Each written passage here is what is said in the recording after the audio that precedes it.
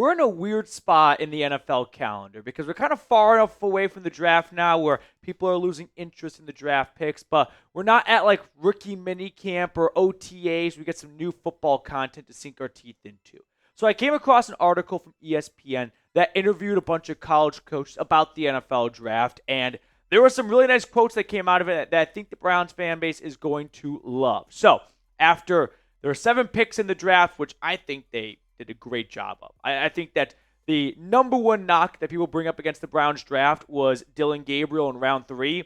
If you were to swap where Gabriel and Shedeur went, people would give this draft an A++++++.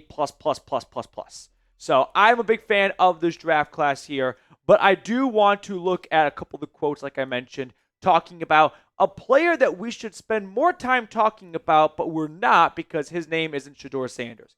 And it's the Browns' very first pick in the draft, Mason Graham. A Big Ten coach said he was the most disruptive player in our league last year. He was really good. So let's do a little bit more of a deep dive on Mason Graham. Like, who are the Browns getting with this 5th overall pick? It's an interior defensive lineman who played predominantly 3 technique for the Michigan Wolverines the past 2 seasons. He was a 2-year starter for them, but he had a good-sized role all 3 years. Some people say that 2023 Michigan National Championship team, he was the best player on that team. 2-year starter with 7+ tackles for loss and 3 or more sacks in back-to-back seasons. He was a freshman All-American and then a first-team All-American back-to-back years. 2-time first-team All-Big Ten Conference player as well. He's got good size altogether, 6'3", 296 pounds. So he's not an absolute tree trunk like a Siaka Ika where you can plop him at nose tackle and he's just going to gobble up offensive linemen. But he's also not so slender that you can kick him out to a defensive end spot. No, he's going to move around the defensive line a little bit. If you need him to in a pinch, he can kick inside a little bit more like what Dalvin Tomlinson did. But he can play where Shelby Harris plays, right? He can be that 3 technique for you who's good against the run and can also penetrate and push the pocket back. So I thought it'd be a good time to kind of just remind ourselves in what the Browns are getting with Mason Graham with a simple pros and cons sheet here. So 3 pros, 3 cons. Pro, he wins the leverage battle. Unfortunately, I don't think your average NFL fan, I'm not trying to be a dick here and call you guys stupid, but your average NFL fan doesn't fully appreciate the importance in the leverage battle for defensive linemen, right? Keeping that pad level low.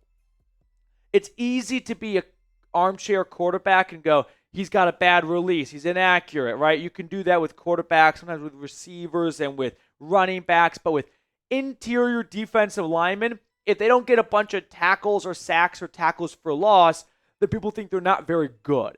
That's not the case. Mason Graham, he makes a living off of other people making a living. Like, he is going to make sure that he wins that leverage battle so he can push back on the offensive line. He can give his linebackers the opportunity to get into the backfield and make a tackle because the offensive lineman right in front of Mason Graham does not get to the second level to block a linebacker. So that's where things like the leverage battle can come into play. He's also able to penetrate the pocket. He is not an Aaron Donald. Like, Aaron Donald was a unicorn when it comes to the ability to sack the quarterback from the interior. Those guys do not come around every 1, 2, or 3, or 4, or 5 years. They are very rare. But Mason Graham, while he does not flash sexy sack numbers and big pressure time numbers, he is going to push the pocket back. And what that allows the other defensive linemen to do is get to the quarterback by sneaking in the back door. Because there's plenty of examples last year where Garrett is about to get to the quarterback, but the quarterback just steps right up. Can't step right up when Mason Graham is screaming down right up the middle. Third pro I want to look at here is the high IQ. I mean, this is just something that I can't quite demonstrate with a verbalization of his skill set. But when you watch what he did at Michigan, man, the way he's able to be like a dancing bear. He's working the offensive lineman. He's shedding blockers. Well, he's also keeping his eyes in the backfield. And he is finding the running back. He is finding the football. He's not putting his head down and going, I'm just going to push as far back as I possibly can. And then when I finally get to my destination, pick my head up and go, all right, so where's the play now? No. The ability for him to it's kind of like a shark. You know how sharks, they swim when they're asleep because only half their brain is asleep? He is like watching the game on TV like we are, but also playing in the moment because he's always locating the football while he's still engaging with the offensive lineman. He's a sleeping shark. All right, now the 3 cons. He's not a perfect prospect. One, he's got good size. I don't think he's like a made in a lab type of player. Some people say that some of the weight may not be, great, a little bit sloppy. That's kind of the price of doing business. When you are engaging with guys who are 300 pounds, they don't keep 300 pounds on them by eating a bunch of tofu and broccoli. Like, there's going to be some bad weight at times. And I don't think that's anything to, cross them off your list for, but that's something that you have to monitor. That's one thing to watch for when it comes to his size just being, good, average, but I can't say that it's, made in a lab, Bruce Feldman's Freaks alum list kind of good. The pass rush can improve. And I think that's a good con to have if it's not bad, but no, it's not generational. I think Walter Nolan coming out of Ole Miss is probably a bit more of a pass rush friendly interior guy. So for Graham, he's got a lot to learn from Jim Schwartz and Myles Garrett, who are 2 of the best in the biz to learn from when it comes to developing a pass rush arsenal. Third con I've got here is the double teams. I don't like saying this third con because who's good at double teams? It's 2-on-1. It's inherently uneven for you. But if there is something to nitpick, he's probably not the greatest at them, but I don't know anyone that enjoys, and this sounds weird, bonkless, getting double teamed is like, that's where I excel. So that's something I think you could look at there. So how would you grade the Mason Graham draft pick? Give it an A, B, C, D, or F? I'm going to give it like an A-. I think Mason Graham is going to be a very good long-time starter for a team. I think it's a little bit unfortunate for the Browns that in this year's draft, picking 5th overall after a trade back, there wasn't someone who was viewed as like a generational player, which you can typically find at number 5. This draft class was filled with a lot of really good starters, but not a lot of like blue chip, franchise, future all-pro players. So I'll give it an A-. I want to switch gears and talk about another player that was discussed by some NFL, scouts and college coaches and things like that, which is Quinshon Judkins, the 2nd-round pick out of Ohio State. So we're going to look at what a college coach had said about this pick for Cleveland, and it was, I thought I knew everything there was to know, and this one kind of caught me off guard a little bit. But first things first, a quick shout out to our sponsor today, which is Brunt. Choosing work boots used to mean sacrificing comfort or durability. If they felt good, they didn't last. And if they lasted, they wrecked your feet. Brunt Workwear finally ended that trade-off, designing boots that withstand the toughest job sites while feeling as comfortable as your favorite sneakers. These might be some of the most comfortable work boots on the planet, but they also deliver real performance on the job. Whether you need waterproof, safety toe, or soft toe, pull on or lace up, they've got you covered. They are so confident these boots will blow you away that they even let you try it on the job risk-free. And for a limited time, our listeners get $10 off at Brunt with code CHAT at checkout. Just head to bruntworkwear.com and use code CHAT and you're all set. Father's Day is going to be here before you know it. We got a limited time, but if you're like me and you can procrastinate a little bit, this will be an awesome gift for your dad. If he works around the house, he works in the yard, or he works in a labor-intensive field where he wants to have really good, solid, sturdy footwear. Brunt didn't just make a durable work boot. They reinvented comfort for the hardest workers out there. For a limited time, our listeners get $10 off at Brunt by using code CHAT at checkout. Just head to bruntworkwear.com and use code CHAT and you're all set. After you purchase, they will ask where you heard about them. Please support our show and tell them the Browns Report sent you. I put all that information in the comments and description of today's video. So let's talk a little bit about Quinshon Judkins and what a college coach had to say about this pick for Cleveland. So Judkins taken early in round 2. I thought was a really good pick by Cleveland, and so did an NFL running back coach, not a college coach, excuse me. Judkins, his Ole Miss film was better than his Ohio State film. Put on Ole Miss versus Alabama or Ole Miss versus LSU.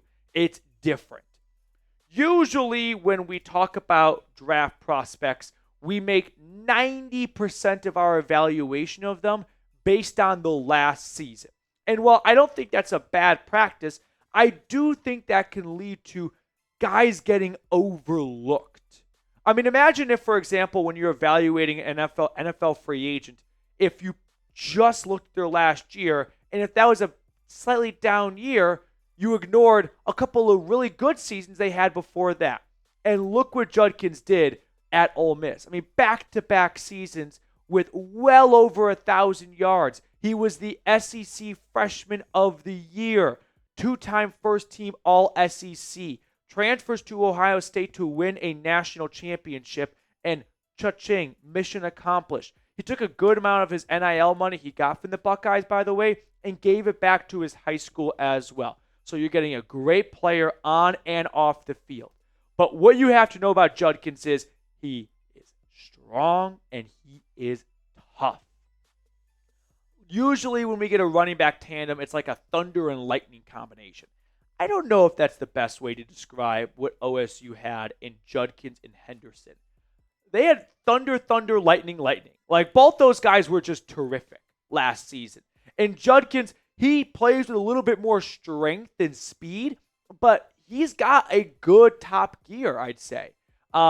Elite production for 3 straight seasons. This is a guy that makes a living off of just thriving and searching for contact. He wants to run people over. And despite that, he never missed a game. And he only had 1 fumble the last 2 years. That would make sense if it was a running back who likes to slip out of bounds, right? Avoid an extra hit or 2. No, this is someone who is searching for a corner to put in the dirt. He is tough. He is not easy to take down on the first attempt. It's going to take a handful of defenders. He, I think, has traits to be a starting running back on all 3 downs, in all situations. You want to run on 1st and 10 when the defense knows you're going to run? Not a problem. You want to use him on 2nd and 6 in a screen situation? Not a problem. You want to use him on 3rd and 1 to pick up the first down? Not a problem. You want to use him on 3rd and long to protect the quarterback? Not a problem. Judkins, I think, is made for all 3 downs. And the only reason why he slips to round 2, which, by the way, so did Nick Chubb, is because I think it's what that NFL running back coach said. He played in a split backfield last year, so he fell off people's radars a little bit because the production wasn't as good as some other guys. The more I read and the more I watch about this player and this pick, the more in love I fall with it. Now the cons. He's not an absolute burner, right? I don't think he is someone that, like, he gets to the open field, he's gone. No one's touching him. He can definitely, break away and rattle off a long run, but if we're being honest, he does not have that, true elite top-end speed. He's got room to grow as a receiver, but that's going to be the case for almost all college running backs coming out because the college game in 2024, in 2025 now, is just not centered around getting the quarterback to look at his receiver through his progressions. No, it's usually, hey, here's your first read, here's your second read. If it's not there, try it anyway. I mean, that's what college quarterbacks do. They just do not go through their progressions, which usually ends with read number 4 being my check down, your running back. Third and final con, he's got a lot of wear and tear on him before he gets to the NFL. Nearly 800 career touches through 3 seasons of college football. 500 I read in high school. That's not like wildly uncommon, but teams can be a little bit queasy if guys get to them and it's like, wow, they're already aching a little bit because of what they've done before they even get to our team. So just something to think about. But I don't think that's like a deal breaker. Derrick Henry had, I think, a good amount of wear and tear at Alabama. Pretty sure he ended up being an okay back in the NFL. Now, if you're wondering what to expect out of Judkins this year, I did some research on your behalf. The Browns rookie rushing leaders all time. Number one is Nick Chubb. Nearly 1,000 yards. Should have had 1,000 yards. You know something that triggers me? People love to say, Najee Harris, 4 straight years with 1,000 yards. He barely gets to 1,000 yards, but now he's in that stupid club, and Chubb's not because of 4 yards. All right. Trent Richardson is second in 2012 with 950. I mean, what was... God, it just fires me up. And then Jim Brown, 942. So, Judkins, I think getting to 900 yards would be a really strong rookie campaign. Nothing to look at as, underwhelming, just because he didn't get to the elusive 1,000 yards. Yeah, thanks a lot, Hugh Jackson. Neither did Nick Chubb. So, with that being said, you guys think Judkins gets over or under 1,000 as a rookie? We've seen rookies get to 1,000 before. It's just never been done in Cleveland. But this year, I feel like they're going to have a good balance between Judkins and Sampson and probably a little bit of Jerome Ford. So I'll take the under for year one. But as a team, this Browns ground game is going to be 20 to 25 yards better per game than they were last year. Some just miscellaneous news and notes I want to share before we sign off. Deontay Johnson officially signed. Remember when that signing came out last week? I was like, well, they're not going to do it until after May 1 because it messes with the comp pick formula. And sure enough, it actually happened today, or yesterday, or today, whichever one it was, pen to paper. It's a vet minimum deal with no guaranteed money. Deontay Johnson is no different than any other random, free agent signing you've never heard of. He is there to compete for a roster spot. The Browns owe him nothing. They are taking a little bit of a gamble. I mean, no, gamble's not the right word because they're not going to lose any money if they cut him, but they are trying out someone that's had issues with sticking around on a team for an extended period of time the last few seasons, going from Pittsburgh to Carolina to Baltimore to Houston. 4 teams in like 12 calendar months. So that's the downside here is you might be wasting your time. So Deontay Johnson, low risk, medium reward type of signing in my opinion. Jerome Ford, he had his contract restructured. I'm sorry I didn't get a video out about this over the weekend. I was at my brother's wedding, so just didn't really have the time to, squeeze one out. But Ford had his contract tweaked. It lowered his base salary. So he's making less money this year, but it's fully guaranteed. The Browns did this with Harrison Bryant a few years ago, if you recall. The way I interpret this is the Browns fully guaranteeing his contract signals they plan to have him on the roster and not cut him. If they were unsure if he would make their 53-man roster, I don't see why you'd guarantee all that money. It does allow them to maybe trade him a little bit I wouldn't say easier. I don't think the trade standpoint really changes all that much, but I do feel that it puts Ford in a good spot to feel confident he's going to make the roster, but the Browns are not going to spend as much on him. So a little bit of a win-win.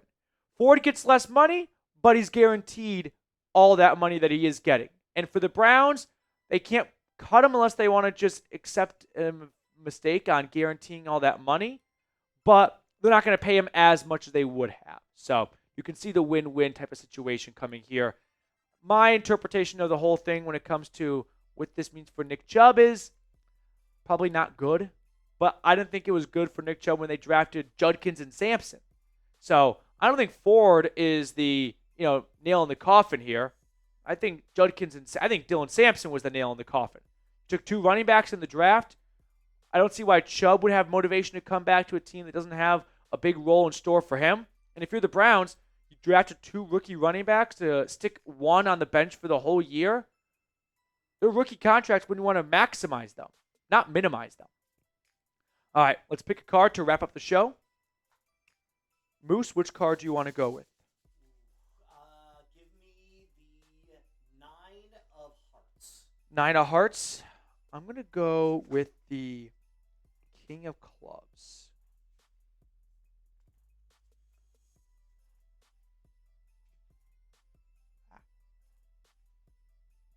Okay. Queen of clubs. Queen of clubs. Damn it. I'll see everyone later. In a minute.